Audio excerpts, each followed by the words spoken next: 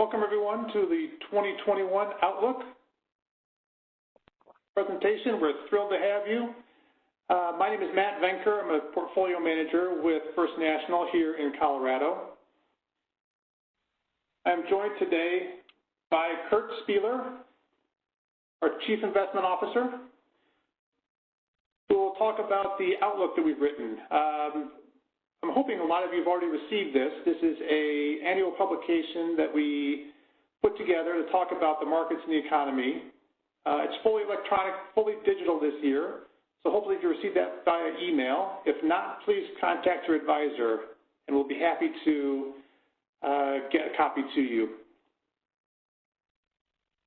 But with that, let me turn it over to Kurt so we can start the discussion. And take it away, Kurt. Thank you, Matt. One other housekeeping note, we will make these slides available afterwards.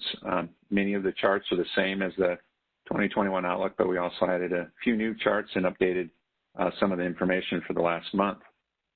How our Outlook is different, and may I say better than most, is we don't just talk about the economy and markets and our thoughts, but we review some long-term thinking, provide you with some additional information.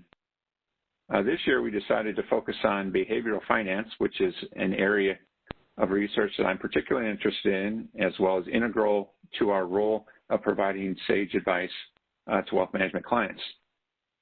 The definition of behavioral finance is it outlines theories based on economics, finance, and psychology. A big piece of that is to explain the behavioral biases or prior experiences that you may have that impacts decision making.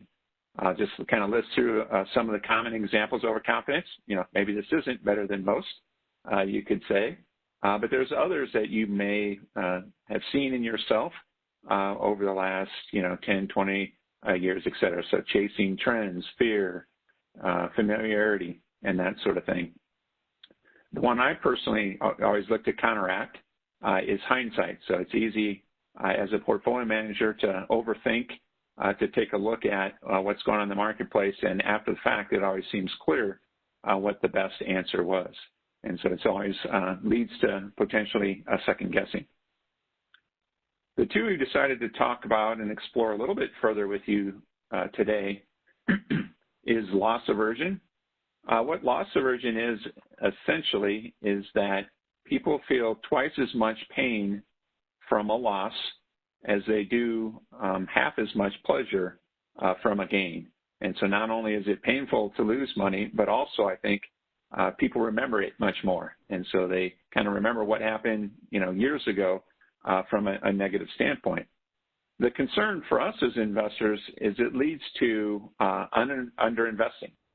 So we see people with tons of cash on the sideline. They may be investing for retirement 20 years from now, but they still hold a significant amount of cash because they're concerned about paper losses in the short term. The other item that we chose to talk about today is herd mentality. So you can see the cycle that and emotions that people go through within the investment cycle, which is essentially following the trends. Both in the green from optimism, excitement, thrill, euphoria, down to panic and capitulation. We find it interesting, and what I usually state is everyone wants to buy their house on sale, their auto below blue book value, get great deals on apparel and other items, but not the stock market. So the tendency for people is when the stock market corrects is they want to sell and not take advantage of it and buy cheaply. So it goes against how they purchase all those other goods I mentioned. This is occurring in today's market, and you could say if you've been following the news with GameStop, Bed Bath & Beyond, AMC, you're seeing a lot of volatility, speculation in those names. The Reddit investors here over the last few days with GameStop are experiencing thrill and euphoria to the detriment of hedge funds who have been short, or they've been benefiting if the stock would actually go down, and they've been in the panic and capitulation mode. So you can have all this occurring within one day or within the market because investors on the other side of the trade. I would also say for this year, we've seen this cycle through with the global pandemic. So we've gone through, it seems like the cycle is compressed in terms of going through these range of emotions.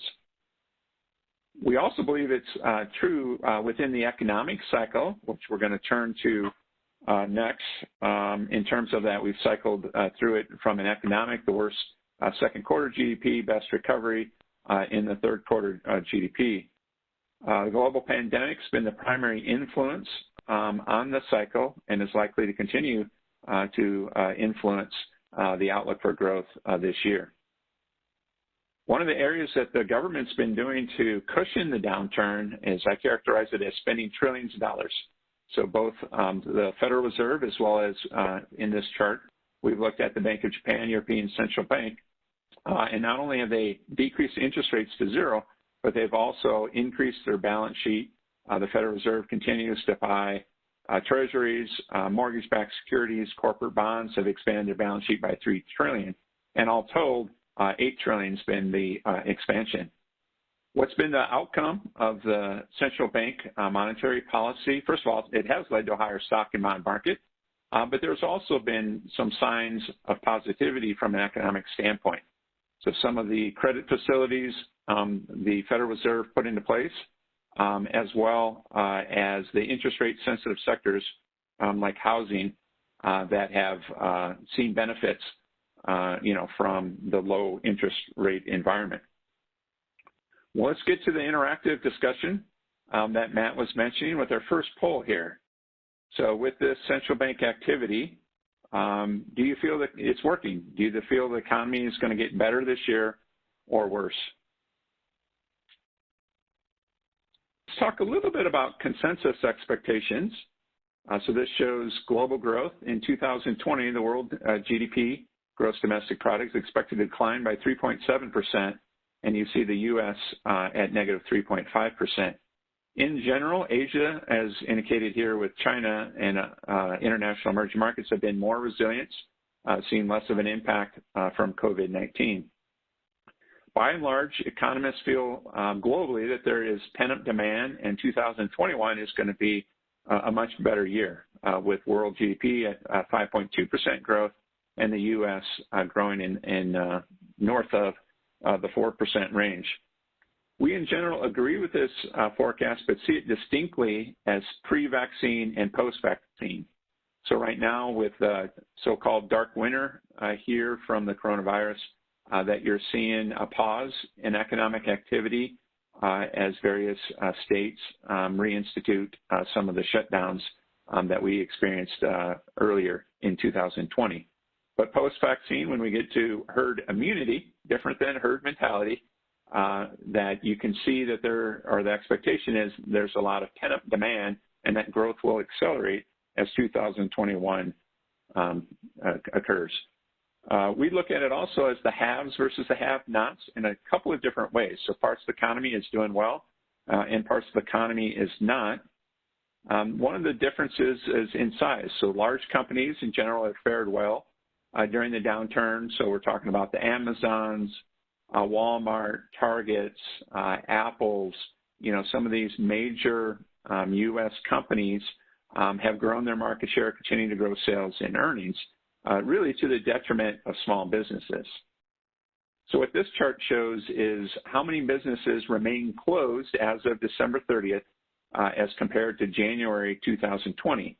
The U.S. average is 30% of businesses remain closed.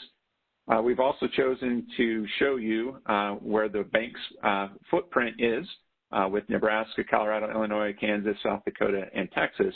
There is some variances in states. In general, the Midwest is doing a little bit better than the rest of the U.S. average. Why we think this is so significant is small businesses constitute about half the employment, and there are forecasts that another 40 to 50% of these businesses closed may not reopen, that they won't have the capital to go ahead and restart their businesses. So we'll have to see if those estimates change, but clearly there's a difference between how small businesses are performing compared to those mentioned large corporations. Another divergence is the type of business or industry that you're in.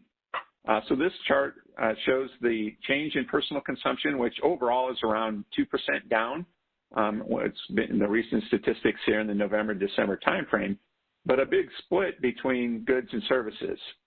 So services would constitute your restaurants, travel, hotels, some of those leisure, type activities would also include rent. Healthcare is within the services area.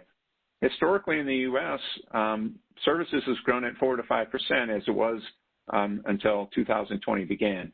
We would characterize this as the first services recession. So you see that in part because of the shutdowns, you haven't seen it come back. Whereas goods is a different story. So people are spending on autos, electronics, furniture, even which would be considered durable goods, as well as non-durable goods, like food, for example. So in essence, the consumption has definitely shifted to the consumption environment. One of the beneficiaries of this low interest rate environment has been U.S. housing. This graph shows the U.S. residential construction index, which is basically at its highs in terms of construction activity over the last 5 years. I think it's benefiting from the ultra low mortgage interest rates as well as that shift to goods. So not only are people spending on furniture, they're also upgrading, maybe adding a second home and continuing to invest in their residential housing. Kurt, we've got a couple questions here. Housing has been doing great, and a lot of people are seeing that home prices continue to increase. How long can this keep going on? We think that a year or two runway is realistic. We're well below the levels before the financial crisis in 2008 in terms of residential activity. Supply right now is very low in many of the markets throughout the U.S., and so to a certain extent it's an undersupplied situation with high demand is kind of leading to that construction activity. So we think there's more to come from that perspective. The other factor beyond interest rates would be the work at home. Pre-COVID was around 5%, and we've seen estimates as high as 24% of people will work at home. So we think that's going to lead to continued demand to improve your office in your home experience. It may not end up being anywhere near 20% of the U.S. population working from home, but clearly next year and beyond, there's going to be more people with that aspect. The prices in the escalation, we say, I think that's likely to slow down from the kind of the spike that we've seen over the last couple of years. I guess that begs the question about how COVID will impact commercial real estate if we're all working from home. Yeah, that varies based on the industry. So there's some areas that are negatively impacted. No surprise, retail, brick and mortar stores. As you've gone towards the one-day shipping and Amazon and other online activity, that's accelerated that trend that's been in place for the last 20 years, but more of that's coming. So I would say negative for the retail sector. Office, we just kind of talked about. The increased work from home will be negative in terms of the office demand. But there's other areas that are positively impacted. So industrial warehouses for that shipping of goods, there's strong demand in that area. You're seeing strong demand in cell towers from that increased utilization, using your cell tower instead of your business landline. The cloud, continues to grow as people use that in terms of the services. And then you have some areas that are somewhat mixed. Apartments, we're still growing, but some of that growth is slowed down as the focus has changed to residential housing. When we look at it, we invariably want to talk about how's the consumer, do they have the capacity to spend? Consumption is around 68% of the U.S. economy. What this graph shows is the savings rate, which is basically after you spend, all of your dollars, well, hopefully not all of your money on goods and services, you pay the government taxes, what do you have left? It's shown as a percentage of disposable income. And what you've seen is really a spike this year. Now, part of this is the other trillions of dollars that the federal government is spending in terms of the extension of unemployment insurance, the checks for low-income wage earners. And so you're seeing the benefits, I guess, are helping cushion the downturn from the savings rate. A similar chart, it would be income. So income levels, which are closely correlated to consumption, are also in solid shape. And so by and large, the consumer has the capacity to spend. Our concern is more, savings rates are high now. There is pent-up demand. We all want to get back to eating frequently in restaurants, or at least I do from a personal experience. But is it sustainable? And that comes back to jobs and the labor market. So if you look at this chart, U.S. total unemployed workers is in excess of 10 million people, coming down. But the job openings is only a little bit above 6 million at this time frame. And so you have that disconnect that we need to get people back to work with, as we just showed in a prior chart. Small businesses may not participate as much with that rehiring of workers. We've also seen productivity jump here in the U.S., and so individuals have gotten, and companies have gotten used to doing more with less. Hey, Kurt, do you have any big risks that you see? I mean, things sound pretty good right now, but what's the big issues you see in the economy right now? Yeah, I'd point out, first of all, COVID remains the primary short-term risk. The vaccine rollout's not going as well as anybody would have hoped. And so I think that continues to suppress economic activity and may last longer than one would expect with all the variants that we're talking about. Job market is kind of that long term. We really need to get people back to work, functioning in the economy. The other factor that we'll talk about here in a few minutes is just the cushioning of the downturn. The support from the government is dependent on a low interest rate environment. So that's helped sectors, especially housing, but also autos and some other areas. And so if you did see interest rates come up significantly, that could negatively impact some of the stronger areas within the overall economy. I'm sure you mentioned the change in government. A lot of questions are going to be coming in about, should we anticipate any changes in portfolios as a result of the change in administration?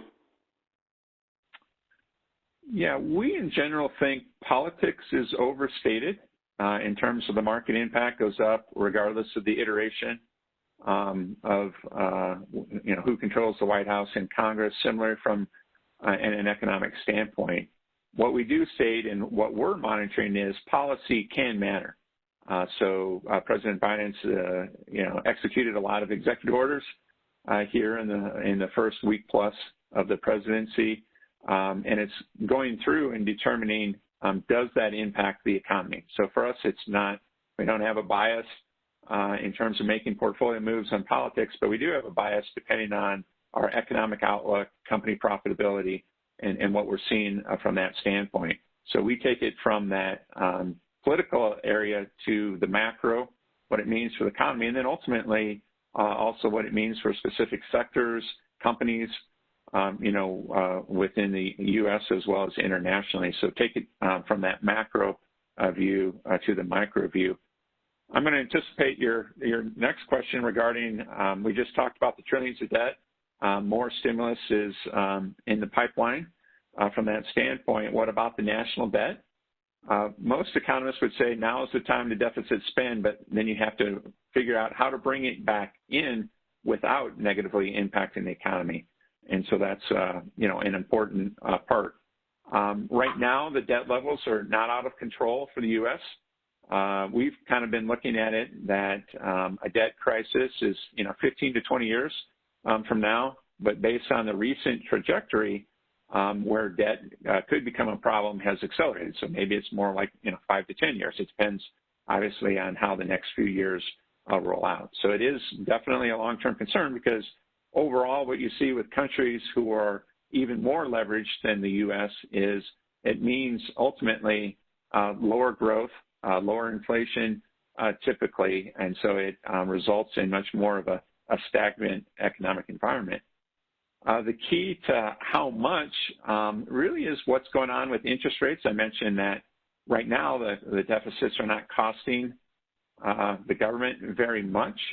This chart shows the Treasury yields from 3 months to 10 years. The blue line is at the end of last year, which shows that all treasuries are less than 1%, from that standpoint.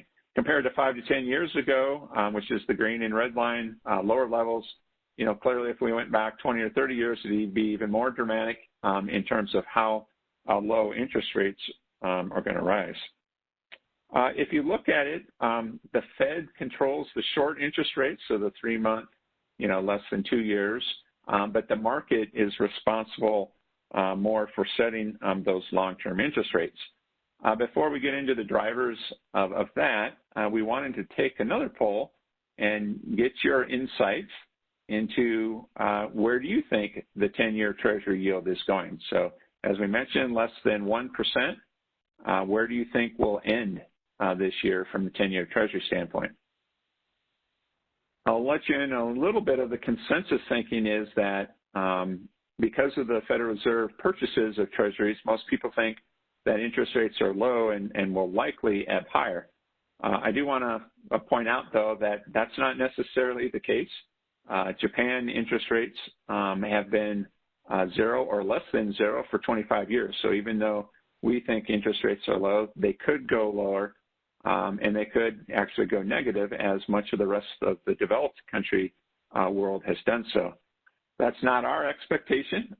However, we're more in the camp that interest rates will modestly increase, with the key factor being inflation. So this graph shows the 10-year TIPS, or Treasury Inflation Protection Securities, and what's expected for inflation. So it's, in essence, what the market thinks about inflation. You can see here that in April, less than 1% inflation was expected, but that we've been creeping up towards that 2% level. The Federal Reserve has set that as a target and has also indicated that they're likely to let inflation run a little bit above 2% because they're afraid of inflation. Let's switch a little bit to the investment strategy and what we like. Before we do that, the investment principles that we've shown in the past are a key part of being successful as a long-term investor. I would point out to number 3, setting asset allocation, adhering to that, so having a plan and sticking to it when you go through the volatile times like we have over the last year. We also want to spend a little bit of time on diversify assets, number 4. If you look at much of the last 10 years, if you held about six tech stocks, the FANG stocks, Apple, Amazon, Facebook, Microsoft, Netflix, put in Tesla here recently, into that list, and you held 30-year treasuries, you would have had a great performance. We don't think that'll be the case over the next 10 years. So how we define diversification is by asset class, so stocks, bonds, cash, real estate, alternatives, by strategy, so in the U.S. market, large cap, mid cap, small cap, so differentiation by size of companies, by value versus growth, so style differentiation. Geographic is important, so the U.S. has outperformed international markets for much of the last decade, but that may be changing depending on the outlook for the U.S. dollar. So having some international may pay off. And then lastly, how do you build your portfolio? So it could be individual stocks and bonds, could be mutual funds, exchange traded funds, or ETFs, or most likely some combination of that.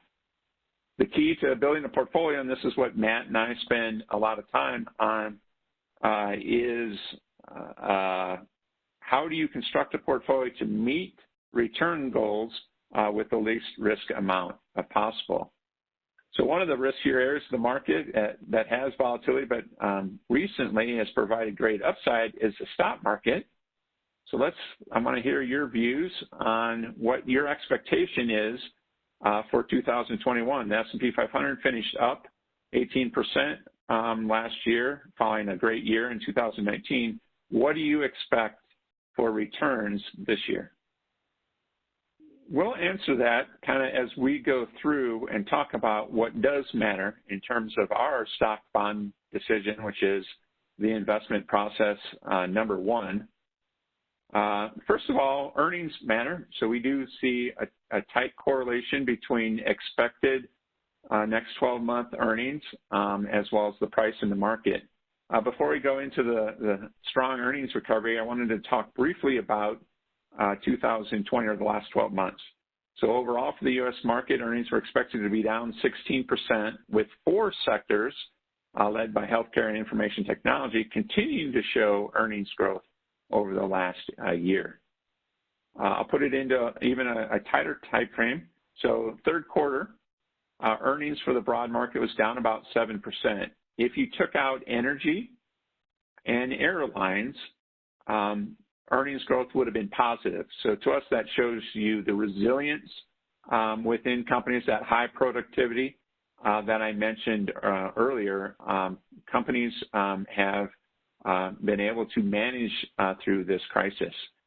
The next 12 months are optimistic, with the broad market expecting 24% growth, and there's a bit of a change. So some of the best sectors that were resilient are expected to grow, but not as much as a recovery in some of the more cyclical areas of the market, like basic materials, financials, discretionary, industrials, energy. Energy is not a typo. When you have virtually zero earnings, even a dollar's worth of earnings, you can get to 100% growth, from that standpoint. And so it's more of a reflection of how depressed the earnings environment is. But with WTI now above $50 a barrel, certainly there's expectations of better earnings growth. So the first 2 parts of our stock bond decision are the economy, which we expect a solid growth, and company earnings, which we also expect a strong rebound over the next 12 months. Probably the bigger negative that we see is valuations. So with earnings down last year and the stock market up, you get a pretty expensive market throughout all of the various equity asset classes, but especially U.S. large cap, with the next 12 months price to earnings ratio of 22 times and a PE premium relative to the 15-year average of 15 of about 51%. So varying degrees of how expensive the market is, but overall, some of this good news that we've been talking about in the economy and the consumer is priced into the market at today's valuations.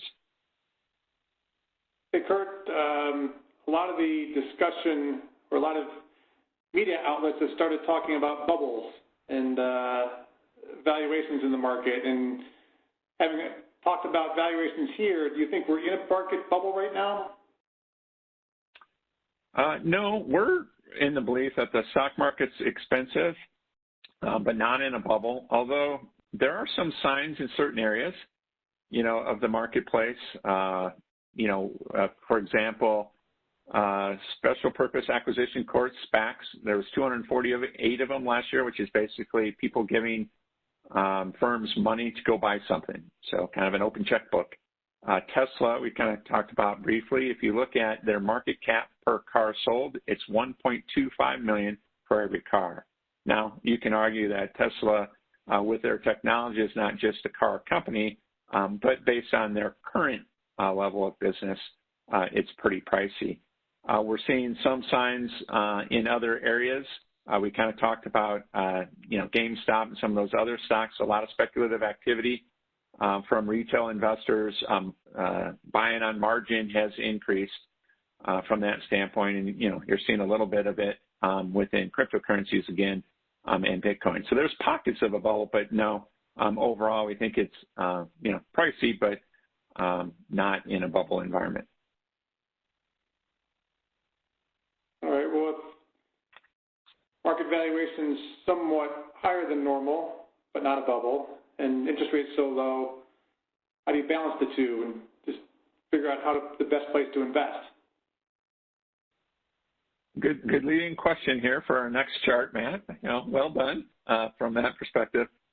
What we use is what's called the equity risk premium. So part of the valuations in stocks is the view that they're expensive because interest rates are so low.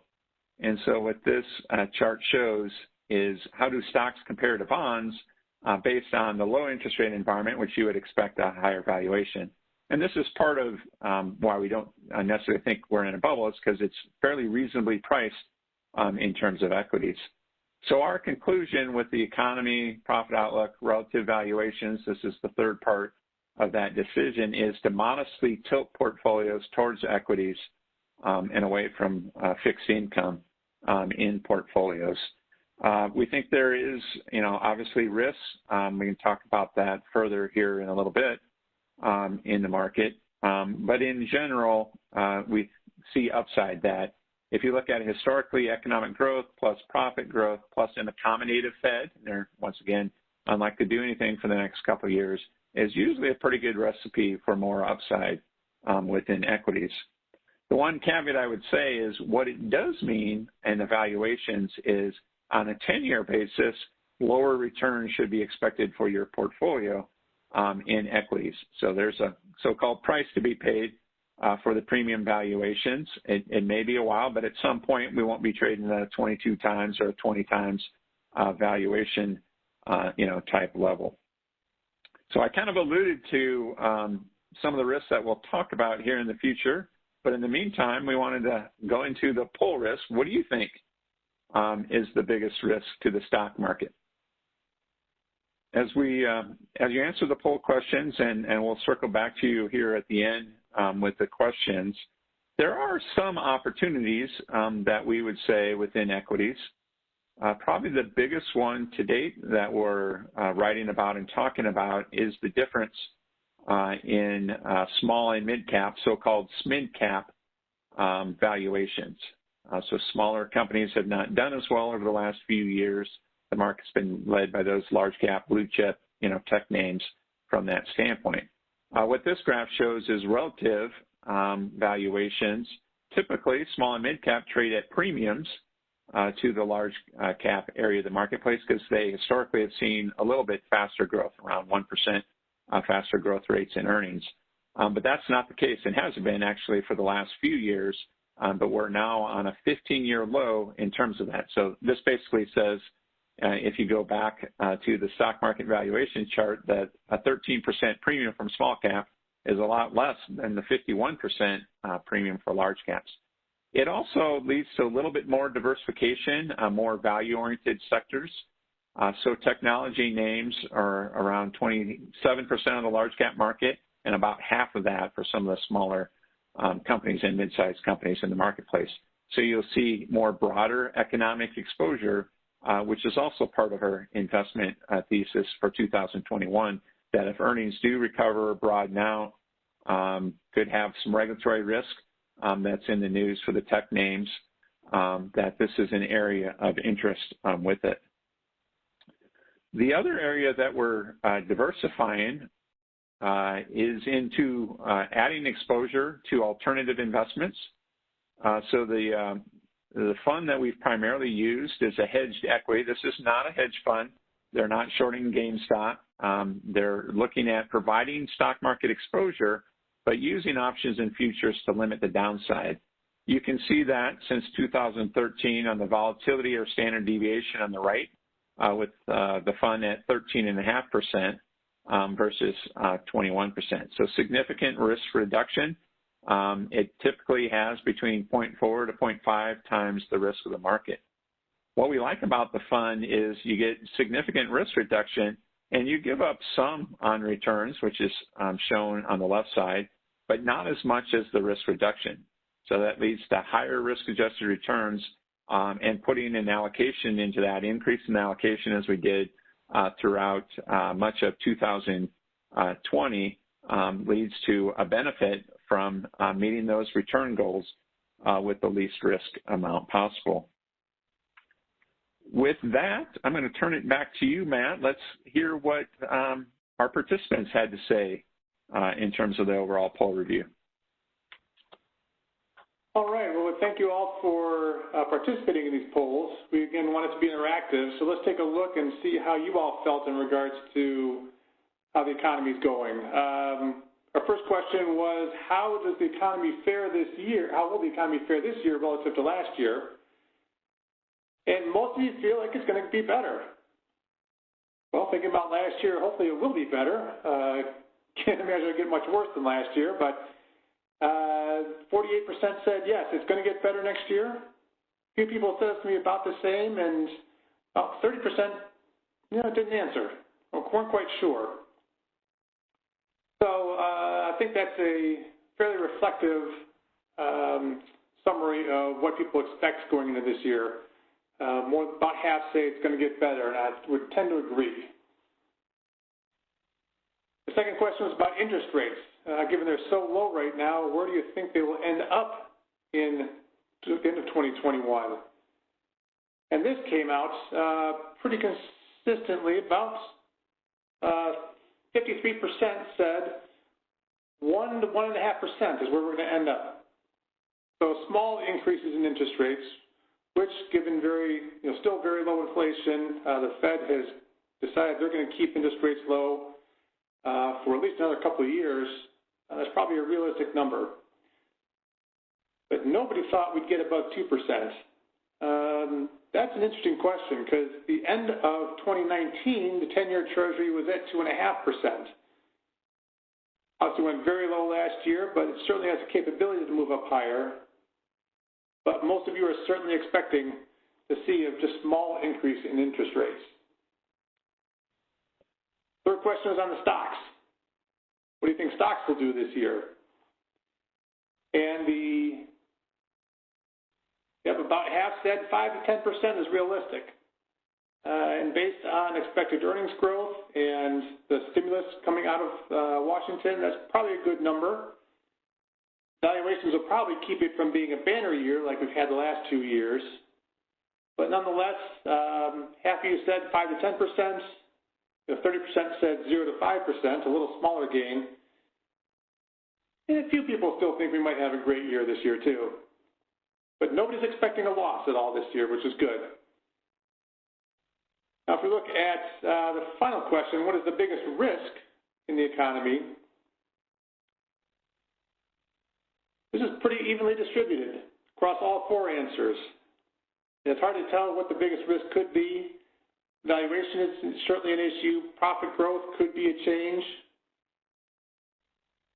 Potential for higher interest rates is certainly, given everybody's expecting very modest increases in interest rates. If interest rates go a lot higher, that will certainly create some concerns in the market. And policy changes are one as well. With the new administration, obviously, any changes to tax or regulatory policy could create a risk for the market. But again, nothing has changed yet, so hopefully there won't see any big issues there. Hoping that we have in our time some more questions to dive deeper into some of the topics that we've covered. We do. Some of the questions involve, particularly energy. If we look at energy both from the traditional oil and gas side as well as the renewable side, what do you think the future looks like in regards to, number one, the traditional side, the oil and gas side, as regards to it have big earnings expectations, but we also have an administration who's also signed some executive orders that may be an issue this year. Any issues you see with oil and gas meeting those expectations for earnings? Yeah, I would say on the traditional energy companies, I think the outlooks in the short term is fairly strong. And so, huge reductions in supply last year, in terms of that, an increased focus on energy companies and trying to earn their cost of capital. And then the outlook. So, with oil, as I mentioned, a little bit above $50, when you're at 30, which we were for a good portion of last year, you're not investing. So that's well below the cost to extract oil from the ground. So I think the earnings picture for this year is pretty good, from that standpoint, because demand should come back and supply, continues to be fairly constrained because of the lack of investment opportunities. I think the renewable area, with the change in administration, there's going to be more interest in that. Some areas are starting to become a lot more economical, so not reliant on governments to make money from that standpoint. So I believe the the renewable energy will be, a longer-term growth area here over the next couple of years. So you're going to continue to see, in our opinion, that transition from traditional energy stocks to, more renewable type energy. That's a trend that, if anything, with the current administration is going to accelerate. So long term, it'll be interesting to see how that sector shifts. It's also much less of importance from the stock market, running about 3% of the market. So whereas it used to be well above 10% of the S&P 500, it has much less of an impact in terms of the overall stock market direction. How about, sticking with commodities, how about gold and silver? What do you think about investing in gold and silver, either physically or otherwise?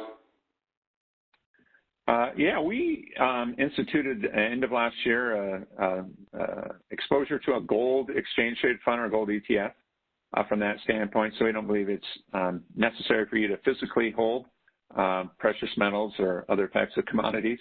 But we do think it makes sense. And I guess to go back a little bit, why we instituted that is this zero interest rate outlook. So governments are not valuing their own currency. Our governments, in our opinion, not valuing the U.S. dollar. So they're keeping interest rates low. They're, spending huge amounts on deficits. So the cost to hold other forms of currency as compared to cash is, zero right now. And so we think it's likely over the next few years that gold will beat cash. So to a certain extent, it does provide diversification in the portfolio. But it's in part due to this zero interest rate environment. As long as that stays, we're likely to continue to hold exposure. Silver is just more volatile. Gold, I think, has a little bit more benefits if inflation starts to come back as well, so it can be perceived as an inflation hedge. So there's just more ways, in our opinion, that and preference for gold over silver at this point. Yeah, and you talked a little bit about inflation expectations coming back. What do you think inflation will look like over the next couple of years? I don't think we're quite going back to 1970s type of inflation. I hope not from that standpoint. I think inflation is going to be still fairly constrained this year. Just high level of unemployment, leading to less wage hikes, from that standpoint. As I mentioned earlier, companies just have room to grow before they need to expand and invest further. So I think it is a risk, though, to look at, especially as you get into next year, because if the government doesn't pull back on their stimulus activities, you get this pent-up demand, strong economic recovery in the second half, so you start to soak up some of that excess capacity in labor and within businesses. That it could become, a problem. That, be careful, Fed, what you wish for, because you might end up with too much of that after being concerned for much of the last few years about a disinflation environment, if not outright deflation. It could change. But I think you got to work through the global pandemic, feel like you're coming out of the other side with more sustainability. And then, obviously, if there's too much stimulus, that can lead to inflation. Let's talk a little bit about the GameStop crowd and what's happening there. It's creating massive volatility in some stock names. We've seen a big run up and, unfortunately, a big run down today in some of those stocks. Do you see any impact on the broader market as a result of that? Do you think that's fairly isolated?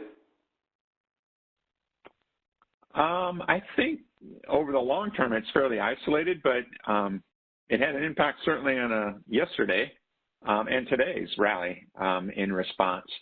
And I think it comes back to the institutional investors, the hedge funds. So what we've also seen is they've been, and I guess to try to explain, if you're short a stock, as I mentioned earlier, you benefit if it goes down. Well, you can get squeezed. So if the stock prices start to go up, it's painful. And so what you've seen is hedge funds covering or buying back the stocks that they had sold and bet would go down. The result of that has been a higher net exposure, so they have more risk in their portfolio. They call it a net long position. And so what we saw yesterday is some of the quality companies were being sold. to offset, but you also might start to see some activity at the market level, from that perspective. So, day to day, it's increasing the volatility, not just in those specific stocks, but the overall market.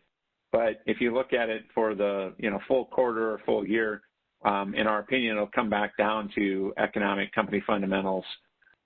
From that standpoint, will win out over the time frame. So when companies report earnings, it'll trade on their earnings, not because of some speculation in other areas of the marketplace. Where we haven't talked a whole lot about is international, both on equity and fixed income side. Do we see opportunities over there? Yes, on the equity side.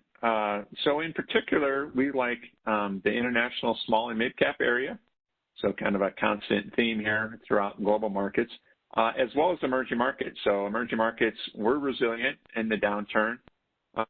Areas within Asia, South America is also expected to come back a little bit. So you see the benefits from being still technology exposed. You also have some commodity exposure in emerging markets, so it kind of fits that theme. And then just the growing middle class for emerging markets, so consumption is also a kind of a theme that plays out. In general, emerging markets benefit when U.S. Monetary policy is accommodative, which it is today, but also you see the benefits if the U.S. dollar were to be weak.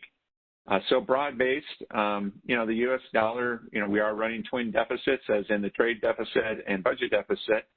There's that potential for U.S. dollar weakness, but other countries have also been negatively impacted from the global pandemic. So we're not entirely clear that the U.S. dollar we expect will continue to be weak, but that would provide another layer of extra performance for international. So overall, we think it's interesting.